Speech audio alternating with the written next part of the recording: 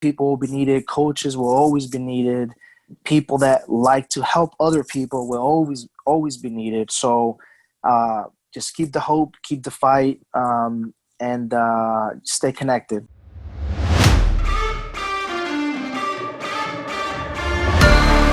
Hey, good afternoon, guys. This is Eric LeClaire over at Push Press. Today we continue our In the Trenches series with a new friend, the co-founder, co-owner, co-creator, and COO of VetWod, Sebastian Paz. He and I connected online, and I know he's also a street parking coach. Is that correct? Right. Yes?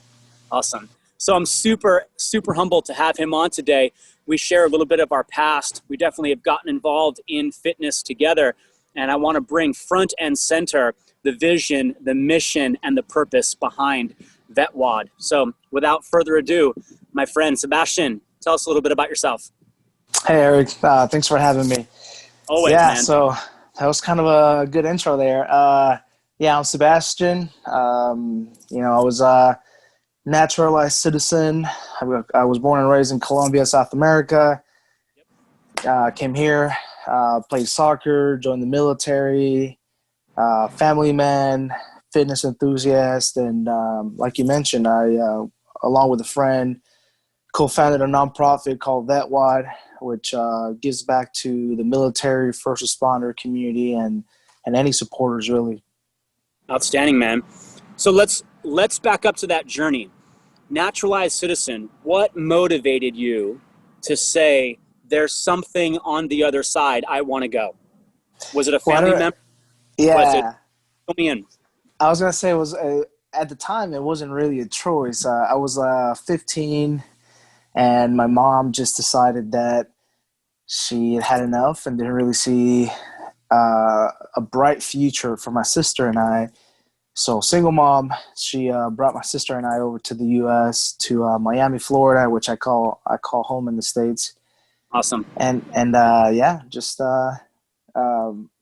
the time I didn't have a choice, but I'm definitely very, very glad she did that.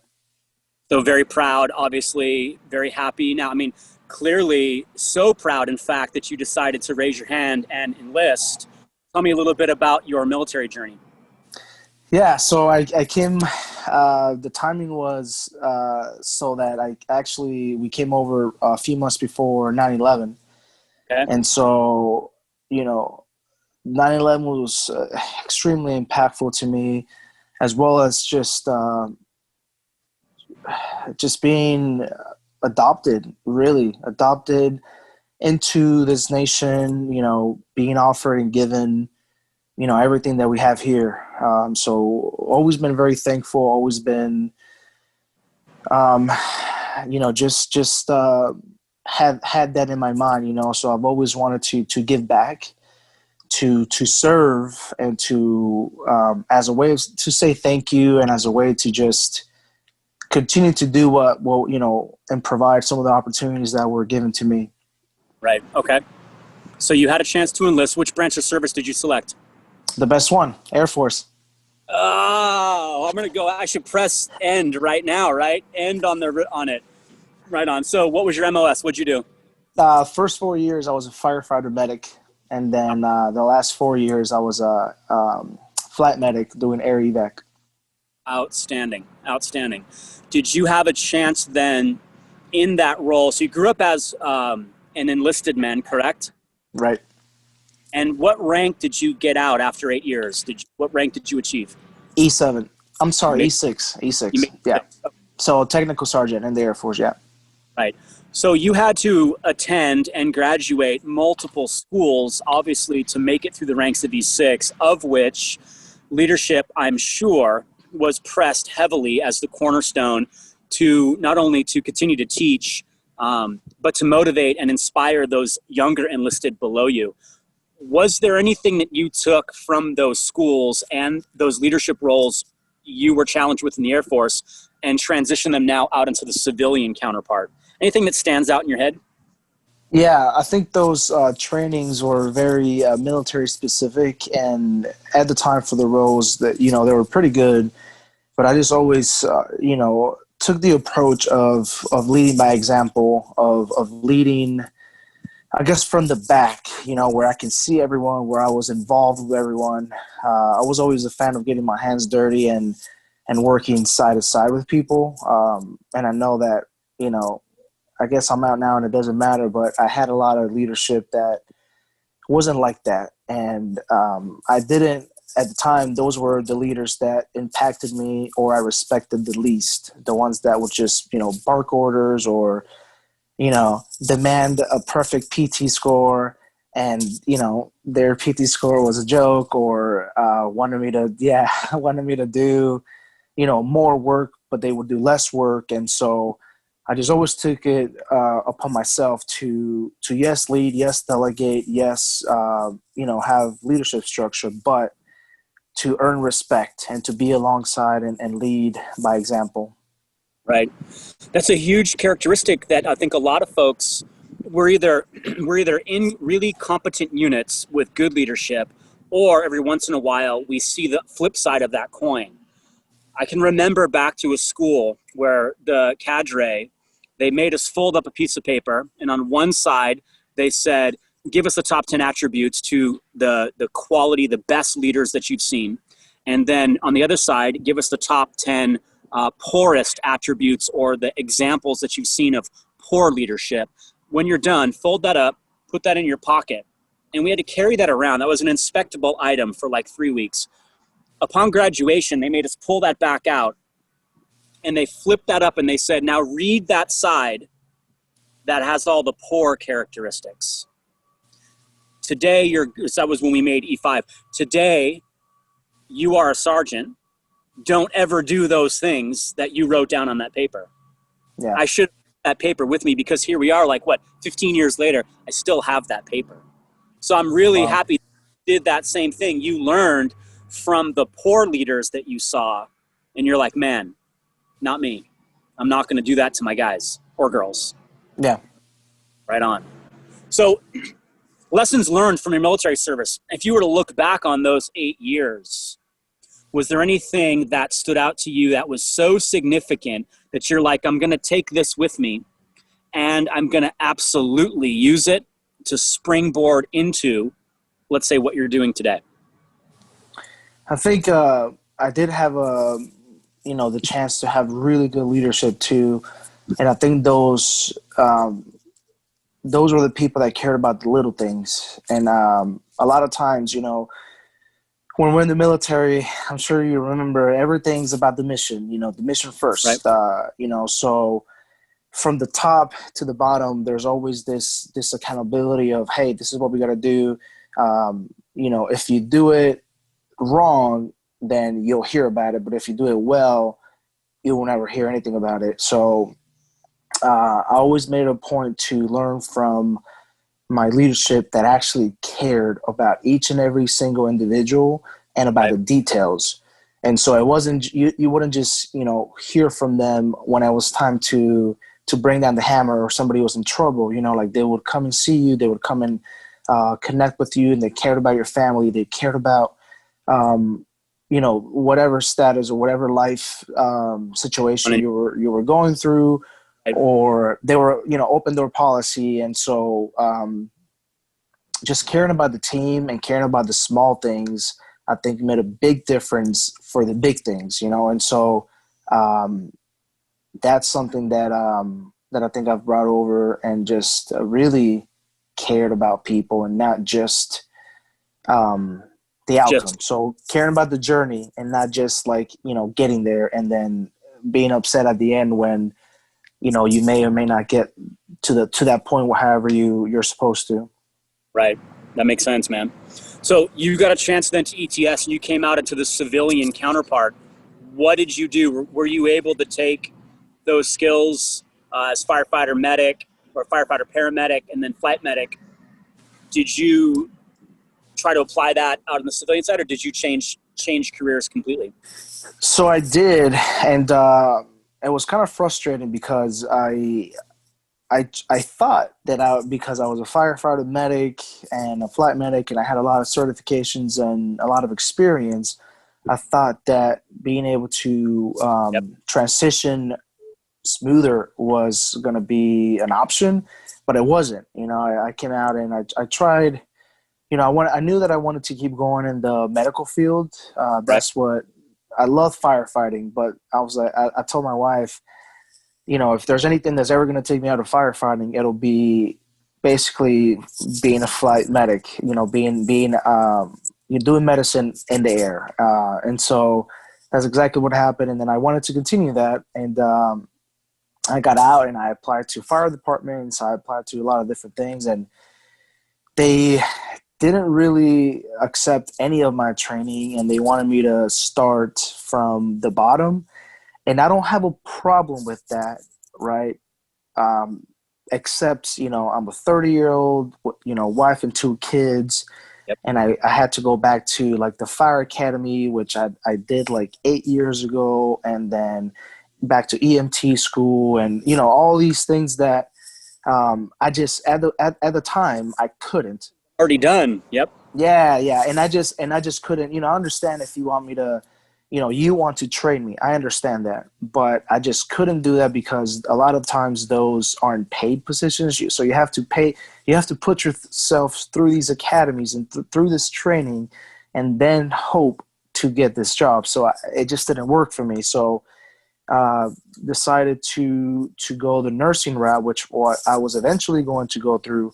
And I did. I had a couple bachelor's degrees already, so I found a program that was very military friendly and took my experience, took my bachelor's, and I was able to go into a master's in nursing. So it was a very intensive 2-year program, which, it was like, when I say intense, it was intense. But so I used my GI Bill. So it was a private school, which also kind of deterred people from going, but I had my GI Bill, which allowed me to collect some BAH money, and so I did that program for 2 years, and I became a nurse. So I've been a nurse for a little bit over a year now. Outstanding, man. Congratulations, and way to stay the course, even through frustrating transitional times. Your story, as personal as it is to you, has been echoed by so many other folks, both in the medical field or the nursing field, the nursing corps, and even across. MPs have to start over again, right? Obviously there are some phenomenal dudes that went all the way up the chain. We're talking E6, E7, even E8s that have amazing credentials, and they get out and it's like, hey, start again. You want to go to the academy, start all over again, entry-level position. So you put your head down, you did the work, and you made it through. So as a nurse now today, can you see the option? Is there in your county, wherever you're serving, whatever hospital or you're working at, is there a flight position down the road? Is that your end goal? Is that where you're headed? Yeah, eventually I'd love to go back to being air crew, and there's a couple hospitals in my area that are trauma ones and have that option, and there are a few companies too that are private owned companies that provide those services. So I think for the most part, what I did in the military, yes, it gave me some medical experience. Yes, I didn't technically start knowing nothing about nursing, but it's Right. a lot different than civilian medicine. And so I'm a fan of learning, and I'm a fan of not thinking that I know it all.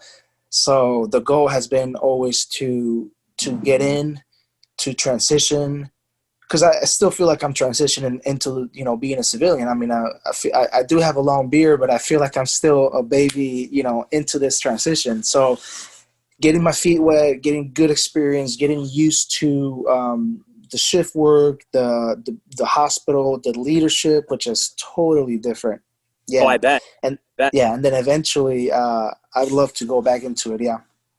I love it, man. Outstanding. So where then did you find space for fitness? And more importantly, where then did you uncover the need for developing your brand, VetWod? So I've always been an athlete. I played soccer growing up in Colombia, on the streets, and just anytime that I had a chance, I was outside playing, climbing on things. So that continued through high school. I played in college, and then I joined the military. So I was still really active and did firefighting. What appealed to me from firefighting was that it was very active. So once I became a firefighter, I made it my mission to, hey, if I need to pull a body out of a fire, if I need to break down a door, if I need to, help hose and to get into a tough spot or whatever, I want to be ready. I want to be willing to just do my job and be able to help my friends and all kinds of things. So that's when I started like more of a functional training aspect of fitness, which I loved. And, I just got into jiu-jitsu, a little bit of Muay Thai, MMA.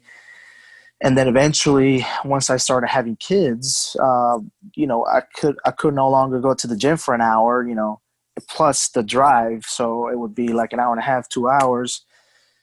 So I just started working out in my garage, I'm sorry. And this was like in 2015. I went to a Play It Again Sports and looked up on, Yep. yeah, and then Craigslist and bought like a super cheap barbell, bought some weights and just started doing stuff, man. Just started, at the time, I didn't have very much experience at all, and so I kind of started doing a little bit of CrossFit, I guess I should say, or some functional fitness, and then at the time, it just so happens that Julian and Miranda from Street Parking developed this side project that was street parking, and it was just they would do it for fun, and they would put out some workouts, and then I'm like, oh man, I'm a big fan of theirs. Like, I'm just gonna do this. It's free, I'll just do it at my garage. And then once they actually became a company and started street parking, then I joined and connected with them, and at the time where it was not that many of us, so they kind of knew us all, and just getting involved in the community and giving back really allowed me to, when they needed somebody or they looked for help as they grew, to be able to help them. So right. Yeah. So now as a street parking coach, you have a chance to, do you have input on the training? Do you have input on the website? What do you get a chance to do as a street parking coach?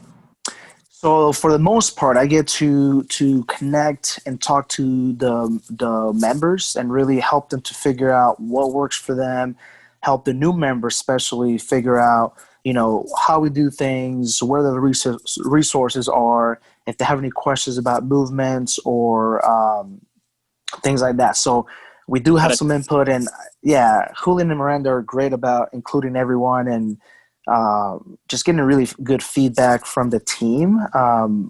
So, they're always asking for, hey, what do you think we should do? Or they're honestly the best bosses I've ever had. But so it's a lot of different things, and it's all centered around really connecting with the members and helping the members with whatever. So on their first, let's say 90-day journey. So if I'm signing up for street parking, in that first 90-day journey, you're emailing, you're sending links or connecting, making sure they have immediate traction, understand the way, right? Yeah, all of that. And for me in particular, I'm for the most part the veteran first responder rep.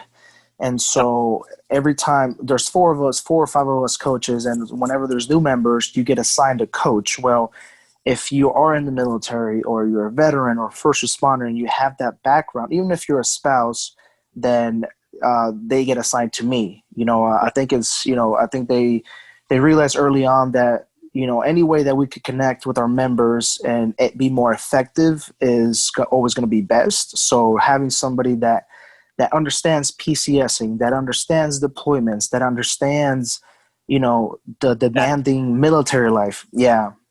Yep, I get it. Man, that's excellent that they care to even have that on their radar. So many training platforms today are more interested in scaling at speed and simply getting out to the broadest, fastest reach, but forgetting who their audience is. Right. That's huge. That's totally huge, man. That's impressive. I'm glad they're interested in that angle. I'm glad you're sitting in that role. Your experience obviously provides them comfort knowing that you have the backs of their members that are, veterans or spouses of veterans. Speaking of that, I mean, thinking through who you were going into service, who you are coming out, now here you are in a new role, working with street parking as a brand new nurse. Where did Vet Wad come from? So Vet Wad came from, I guess initially in 2017, 2018, on my last deployment, I put together a competition that was going to fundraise to be able to give back to the gym that I was at. The gym, now it's really awesome, but at the time it was really run down. It was in the Middle East, so like everything was exposed to the elements. There was no roof, so everything was rusted. The ropes were, breaking, or they would, break you out into, having a rash. And so I really wanted to, since fitness was my thing, and that's how I connected to people. That's how I coped. That's how I got through that deployment. I'm like, I want to do something for this place so that like the people that come after us have, resources and options for years and years to come. So I connected with a friend of mine, Wheezy. Now she's a friend, but at the time, I reached out to a bunch of companies and a bunch of people, and I was like, hey, this is what I want to do. I'd love your support if you can help out. Like, let's figure this out. And she actually helped us to do like this registration and the leaderboard. So the software to run a competition. And she was available to us, man. And she's like, we'll the owner, or like she was one of the owners at the time too. He was a veteran, so she's like, this is near and dear to our heart. We'd love to help out. And from there, that just became a friendship. We stayed connected. And then when I got out, she prompted. She said like, hey, I want to do something similar like that again. And I'm like, say no more. I'm all in. And yeah, so we initially Vet Wad was supposed to be a one-time event which we were going to give back to Mission 22, which is an organization that fights veteran and first responder suicide, along with mental health in general. So we did that competition, and it was extremely successful, and we got a lot of good feedback and really a lot of support. A lot more than we thought we were going to get. And so at some point I think it was actually towards the beginning of the competition, we're like, hey, like, this is like, we got to keep this going, And then, so we decided at some point to actually become a registered nonprofit that was based on promoting fitness, promoting healthy coping mechanisms, and also promoting networking and like human interaction, human connections as a means to cope through life, to get through things, to not just for the veterans that deal with PTSD, depression, and suicide, but also for your everyday person, because life, if 2020 has reminded us of anything, is that life is tough. So having healthy outlets and having people there besides you to fight the good fight with you is important. So, we got established federally and through the state, and we've been, working hard since 2018 officially. Awesome. So now, when we look at the veteran culture, we recognize two aspects. We recognize those that struggle and absolutely need help. But the biggest struggle is raising their hand saying, actually admitting it, I need help. And then you've got the other side who exploits that and almost victimizes themselves. Have you come up with a way to distinguish between who really needs help and have been able to connect them with those people that are willing to help them?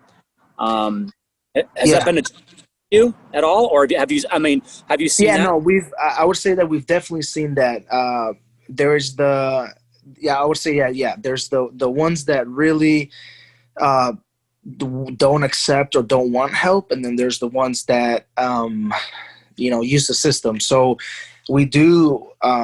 One of the cool things about VetWod is that from the beginning, Wheezy and I have been really like hands-on, and so I read every message, we read every email, and we're able to really to get back to people and really get to know people. I think, and that's one thing that as we grow too, like I don't ever want to be not connected to the people, and so I know people by first names, and like I've seen them compete and like support our events time after time. But we do get those messages every now and then, like literally like never competed in our events, never supported our events. I don't even think they know like who we are at all, but they just see that we are a nonprofit that serves this community. So they'll DM us and be like, hey, this is my size. This is what I like. This is my color. This is my address. I would love to get some stuff.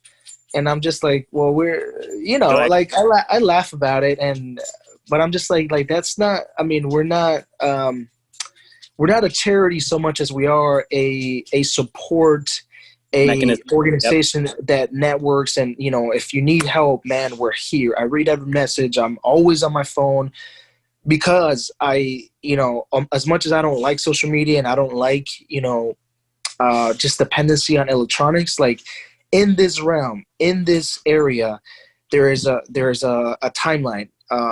If somebody reaches out and says, hey, I'm feeling like I'm about to kill myself right now, or, I've got messages saying like, dude, like send me a workout right now because if you don't, I'm going to end it. And I'm like, okay, what do you have with you? What can you do? All right, give me like 2 minutes and I'll send you a workout or, whatever. So it's important. But we do have those people that I'm just like,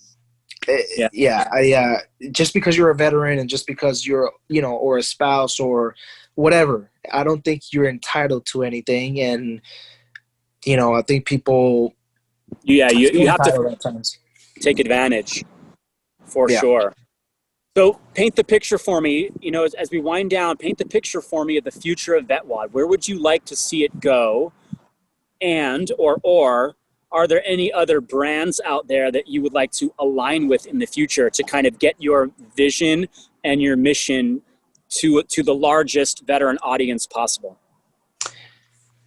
I see VetWod continuing to grow. Honestly, anything we do at this point is more than what we envisioned, and so we're very thankful to our supporters and everyone that's really believed in us. So continuing to do, put on events, put on fundraisers, and connecting with people, and really just being appreciative and giving back to the community. Kate, Wheezy, and I, we're both, married and have kids, and our spouses also, have jobs. And so we're very busy. VetWod is a full-time job, but it is not our main job. We each have, our careers. And so we've been very busy. And like Wheezy last year when we had the event, she was very pregnant. So, we were juggling a lot of different things, right? So one thing that me and her talk about a lot is that we want to get a little bit more organized. I don't think that we were prepared to grow as quickly as we did. Yeah, so we're going to get a lot more organized and, set some things in motion where we're able to provide services and resources and help a little bit more timely and a little bit more organized, and really just be accountable. We're both very like dedicated and disciplined, and we like to get things done in time and do it well. So I think sometimes it's difficult for us because we have to, obviously we're going to choose our families and what we have to do first. But VetWod is like dear near to our heart, so we love doing it. So we've been able to kind of be okay and accept the fact that we still have to kind of chip away at VetWod a little bit at a time, do as much as we can with what we have. So continuing to connect with people, with companies, whoever wants to, connect with us and believes in our message, believes in what we do, we're always willing to work with anyone, really.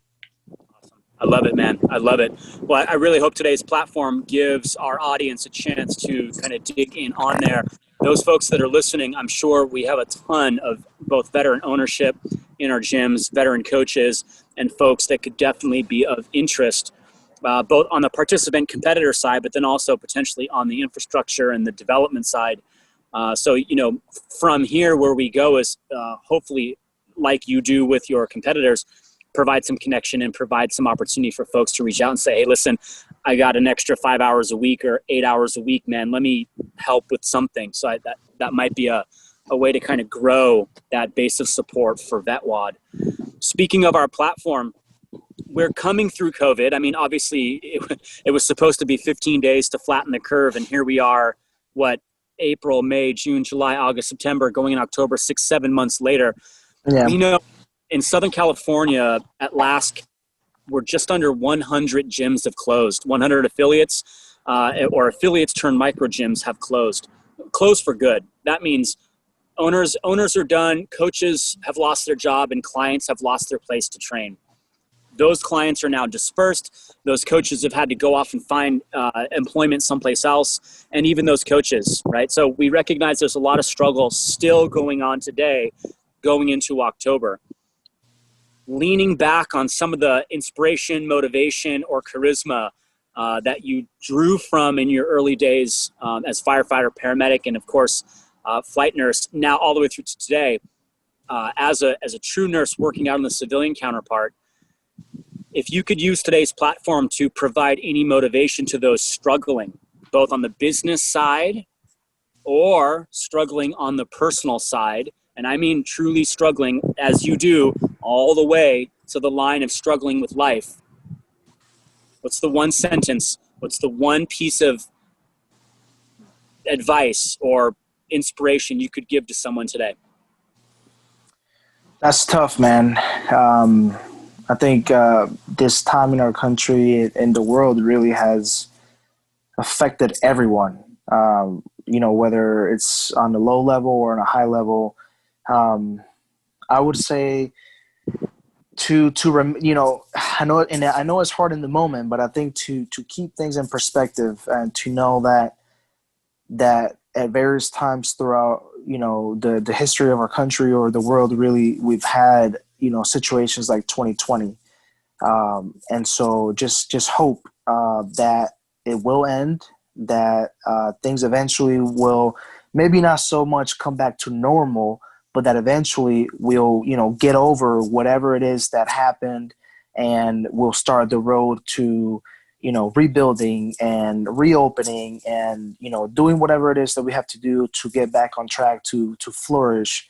So to keep the hope and to stay connected with people. I think that one of the most important things that I've learned is that connecting with people, being a good human, being thankful, serving or helping when you can, eventually comes full circle. And, there will be opportunities that come up, as new ventures and new projects, come up and arise. People will be needed. Coaches will always be needed.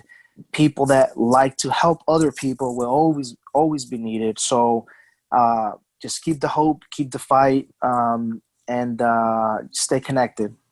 Awesome, dude. That's paramount. The human connection. I think so many folks were forced home from work. So many folks have struggled with losing their roles. They were unable to stay employed, and they kind of went into this just depressed place where they were alone. That human connection is massive. It's, I think, the way we're going to be able to pull ourselves through this. So yeah, I'm really happy you echoed that point. So how do folks find you? How do they connect with you, either personally? How do they find you at VetWod? If somebody listening today is interested in asking questions, where do they go? Yeah, so personally, probably Instagram would be best, and which is at Seb_Felipe. Okay. And then for VetWod, it's just at VetWod, so VETWOD. And then our website is vetwad.org. You could DM, tag us, shoot us an email, whatever, however you want to reach out to us. We are proactive about getting back to people and connecting. So always willing to listen, always willing to help. So yeah, just always reach out. Outstanding, man. Thank you so much for your time today. I really hope that those folks listening that are struggling, that are, tipping in the direction of depression, anxiety, struggling with PTSD, struggling with,